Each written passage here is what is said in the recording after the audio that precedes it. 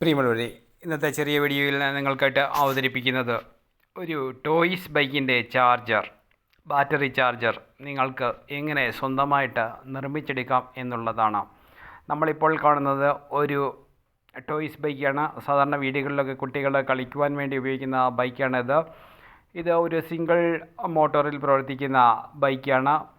അപ്പോൾ ഇതിൽ ഉപയോഗിച്ചിരിക്കുന്നത് 4.58 6 വോൾട്ടിൻ്റെ ഒരു ബാറ്ററിയാണ്.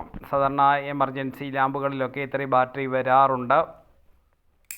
അപ്പോൾ അതിൻ്റെ ഒരു ചാർജർ നമുക്ക് നിർമ്മിച്ചെടുക്കാം.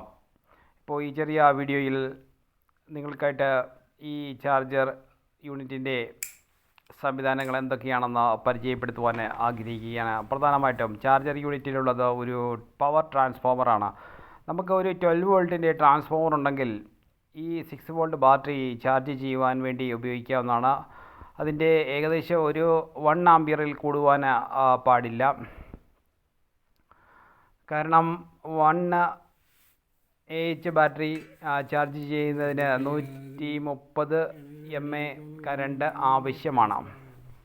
അപ്പോൾ അതിൻ്റെ അടിസ്ഥാനത്തിൽ 1 ആമ്പിയറിൽ കൂടുവാൻ ട്രാൻസ്ഫോമറിൻ്റെ കപ്പാസിറ്റി വരുവാൻ പാടുള്ളതല്ല. അപ്പോൾ നമ്മളിതിൻ്റെ ഏകദേശം വയറിങ് പൂർത്തിയാക്കിയിരിക്കുകയാണ്. ഈ വയറിങ് ഡയഗ്രാം നിങ്ങൾക്ക് ഉപയോഗിക്കാൻ പര്യാപ്തമായ രീതിയിൽ ഈ വീഡിയോയുടെ അവസാന ഭാഗങ്ങളിൽ കൊടുക്കുന്നതാണ്. അപ്പോൾ ട്രാൻസ്ഫോമർ നമ്മൾ കണക്ട് ചെയ്ത് കഴിഞ്ഞു. അതുപോലെ തന്നെ ഒരു ബ്രിഡ്ജ് റെക്ടിഫയർ ബോർഡ് നമ്മൾ തന്നെ നിർമ്മിച്ച് ഇതിൽ ഉപയോഗിക്കുകയാണ്.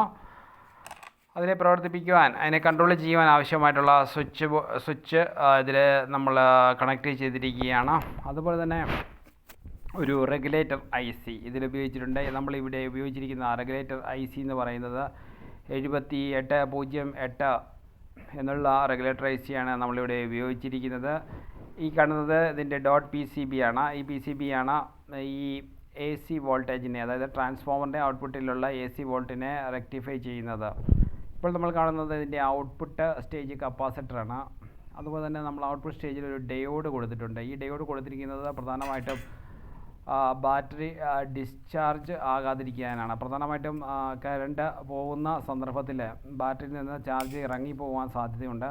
അതിനെ പ്രൊട്ടക്റ്റ് ചെയ്യുന്നതിന് വേണ്ടിയാണ് നമ്മൾ ഈ IN4007 എന്നുള്ള ഡയോഡ് ബ്രിഡ്ജ് റെക്ടിഫയറിൻ്റെ ഔട്ട്പുട്ട് കപ്പാസിറ്റർ സ്റ്റേജിലേക്ക് കൊടുത്തിരിക്കുന്നത്. ഇപ്പോൾ നമ്മളുടെ വർക്ക് ഏകദേശം കംപ്ലീറ്റ് ആയിക്കൊണ്ടിരിക്കുകയാണ്. നമ്മളൊരു മിനി കേസിലാണ് ഈ സെറ്റുകൾ പൂർണ്ണമായിട്ടും സംയോജിച്ചിട്ടുള്ളത്. അപ്പോൾ ഇവർക്ക് ഇലക്ട്രോണിക്സ് കടകളിൽ നിന്നും ഇത്രയും ചെറിയ കേസുകൾ വാങ്ങിയിട്ട് ബാറ്ററി ചാർജറുകൾ നിർമ്മിച്ചെടുക്കുവാൻ സാധിക്കും. വളരെ ഈസി ആയിട്ടുള്ള പ്രോസസ്സാണ്. ഇതിൻ്റെ ഔട്ട്പുട്ട് കപ്പാസിറ്റർ നമ്മൾ ഉപയോഗിച്ചിരിക്കുന്നത് 1000 മൈക്രോഫാരഡ് 25 വോൾട്ടിൻ്റെ ഇതാണ് ഉപയോഗിച്ചിരിക്കുന്നത്.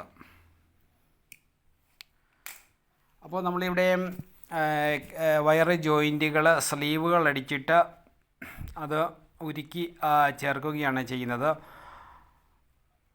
അങ്ങനെയാണ് വളരെ സേഫായിട്ട് നമുക്ക് ഈ വയറുകളെ ജോയിൻറ്റ് ചെയ്യുവാൻ സാധിക്കുക. ഇത് നമ്മുടെ ഫ്രണ്ട് പാനലാണ്. ഇപ്പോൾ നമ്മുടെ സർക്യൂട്ട് ഏകദേശം പൂർണ്ണമായിട്ടും കംപ്ലീറ്റ് നമ്മുടെ വർക്ക് കഴിഞ്ഞിരിക്കുകയാണ്. അപ്പോൾ 7808 IC ഇതിൻ്റെ മെറ്റൽ പാർട്ടിലേക്ക് ഉറപ്പിക്കുമ്പോൾ ട്രാൻസിസ്റ്റർ പേസ്റ്റ് കൂടി ആഡ് ചെയ്യേണ്ടതാണ്. കാരണം 7808 ബാറ്ററി ചാർജ് ചെയ്തുകൊണ്ടിരിക്കുന്ന സമയത്ത് ചെറുതായിട്ട് ചൂടാകാനുള്ള സാധ്യതയുണ്ട്. ആ ചൂട് ഈ ഹോട്ട് പ്ലേറ്റിലൂടെ പാസ് ചെയ്ത് പോകുന്നതിന് വേണ്ടിയാണ് നമ്മൾ അല്പം ഹീറ്റ് സിങ്ക് പേസ്റ്റ് കൂടി ഈ ICയുടെ പിന്നിലേക്ക് ചേർക്കേണ്ടത് ആവശ്യമാണ്. അതുപോലെ തന്നെ ഈ കേസിലേക്ക് നല്ലതുപോലെ ഉറപ്പിക്കുമ്പോൾ നല്ലതുപോലെ നട്ട് ബോൾട്ടുകൾ ടൈറ്റ് ചെയ്യേണ്ടതാണ്. അപ്പോൾ നമ്മുടെ പ്രോസസ്സ് ഏകദേശം കംപ്ലീറ്റ് ആയിരിക്കുകയാണ്. ഇനി നമുക്ക് ഇതിൻ്റെ പവർ ഒന്ന് ഓൺ ചെയ്ത് നോക്കാം. അപ്പോൾ നമ്മൾ ഒരു LED ബൾബ് ഇതിന് വേണ്ടി പവർ ഇൻഡിക്കേഷന് വേണ്ടി ഉപയോഗിച്ചിട്ടുണ്ട്.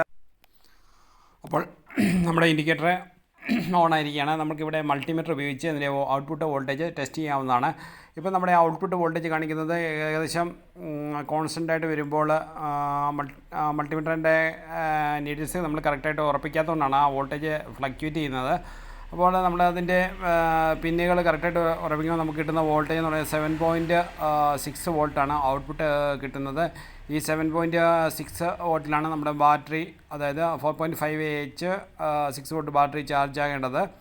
അപ്പോൾ നമ്മുടെ ഈ പ്രോസസ്സ് കംപ്ലീറ്റ് ആയിരിക്കുകയാണ്.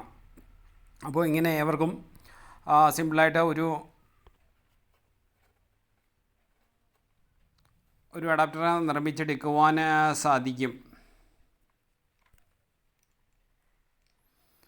അപ്പോൾ നമ്മളിതിൻ്റെ ഔട്ട്പുട്ട് ബൈക്കിലെ ബാറ്ററി ആയിട്ട് കണക്ട് ചെയ്യുകയാണ്. ഇപ്പോൾ ബാറ്ററി ചാർജിങ് ഓക്കെയാണ്. ബാറ്ററി ചാർജ് ചെയ്തുകൊണ്ടിരിക്കുകയാണ്.